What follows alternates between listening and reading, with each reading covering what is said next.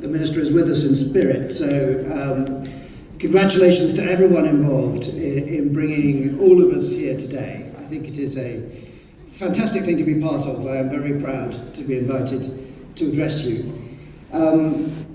So more formally, distinguished leaders from the Society of Conservation Biology, IUCN, and partner organisations, esteemed scientists, practitioners, community leaders, and colleagues, ladies and gentlemen, namaste, good morning. It is a pleasure to join you this morning for the opening of the 6th Conservation Asia Congress here in Kathmandu, a gathering that brings together leaders across science, policy, and communities to advance biodiversity conservation and sustainable development in Asia. This Congress wisely centres around harmonizing biodiversity and human well-being. That message could not be more relevant today. Across the world, and especially here in Asia, we are recognizing that the future of nature and the future of people are inseparable. Nepal stands as a powerful example of this, and I want to apologise in advance for a Nepal-centric approach. Actually, I don't apologise at all. It's the only thing I know about. But I'm conscious that this is a wider canvas, but I do enjoy the fact that Nepal is at the centre of it. I think it is a hero in this field. With around 1/5 of its land under protection and globally recognised models of community-based conservation, Nepal has shown that conservation success is not just about protecting landscapes. It is about empowering the people who live in those landscapes. From community forests to buffer zones, from anti-poaching vigilance to inclusive governance, Nepal has demonstrated what is possible when local communities are placed at the heart of conservation. Let me begin by congratulating the government of Nepal, therefore, and its partners on their remarkable achievements. Nepal has made global headlines for its success in increasing populations of iconic species, such as tigers and rhinos, while maintaining zero poaching milestones over several years. These achievements are not accidental. They are the result of sustained political commitment, community stewardship, and strong partnerships. Equally important is Nepal's leadership in tackling the illegal wildlife trade. This remains one of the most pressing global threats to biodiversity, and Nepal's role as both a source and a transit country has required vigilance, coordination, and innovation. The progress made in strengthening enforcement and international cooperation is commendable. These successes reflect not only national effort, but the power of collaboration with communities, civil society, and international partners, all contributing to common goals. As we celebrate progress, we must also confront the challenges ahead. Human-wildlife conflict remains a critical issue across Nepal and the region. It affects livelihoods, safety, and trust in conservation systems. There is no question that wildlife, including tigers, must be protected, but equally communities must feel safe and supported. Where necessary, this means safely managing, or in some cases, containing problem animals that pose repeated threats to human life. At the same time, we know that long-term solutions lie in coexistence, better land use planning, early warning systems, compensation mechanisms, and community engagement. The work to be highlighted during this conference, including innovative approaches to coexistence, offers hope and practical pathways forward. This Congress also sits at a critical moment globally. The Global Biodiversity Framework has set ambitious targets for protecting and restoring nature. Achieving these targets will require evidence-based decision-making, stronger accountability, and inclusive approaches. Here, Nepal's engagement in platforms such as the Intergovernmental Science Policy Platform on Biodiversity and Ecosystem Services is vital. Scientific research, combined with indigenous and local knowledge, is essential to inform policies that are effective and equitable. This Congress is not, therefore, a lone event.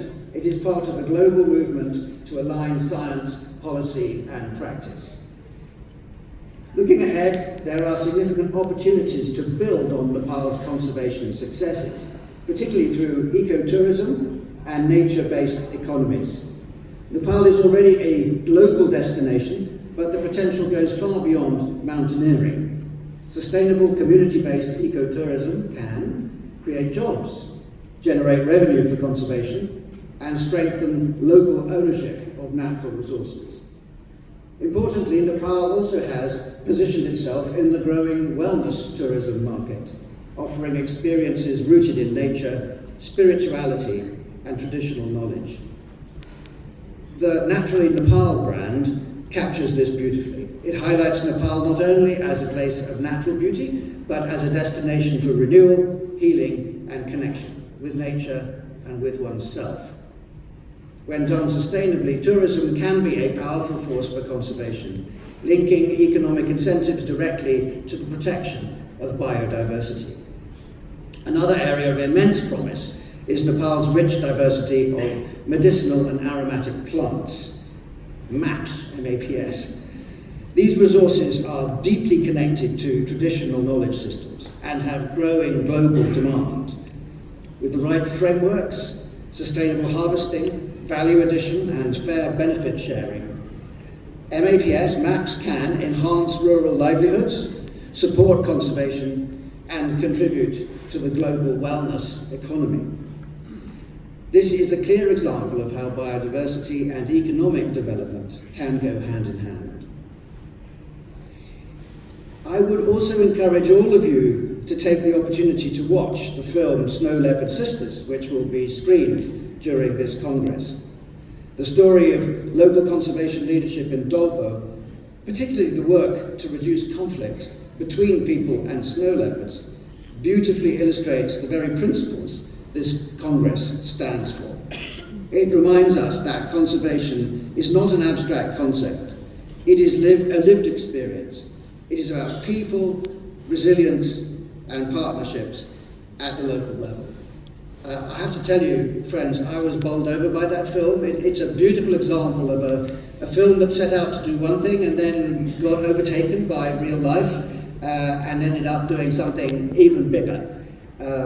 It's a knockout. While I'm distracted, let me also try to pick up the cricketing metaphor, which Vivek Menon began with. Sir David Attenborough, 100 not out. He's always been one of my heroes, and he does kind of hover over a lot of what the British Embassy does in Kathmandu.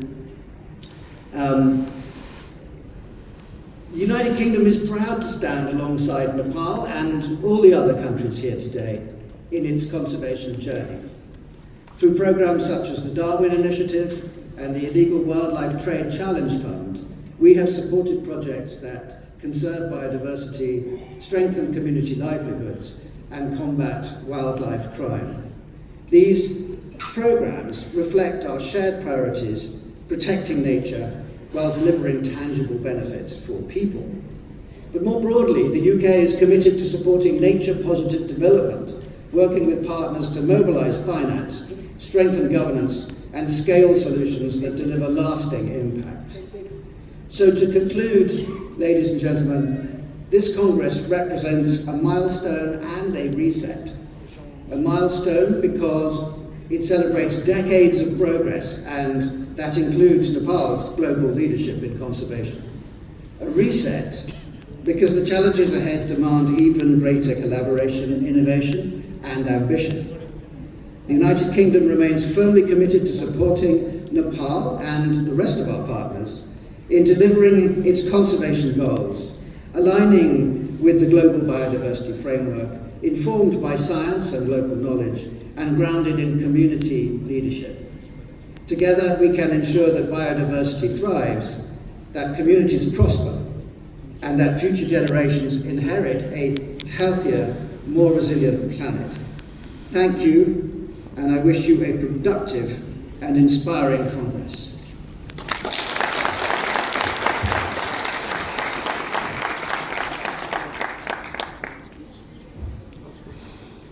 Thank you very much, Mr. Ambassador.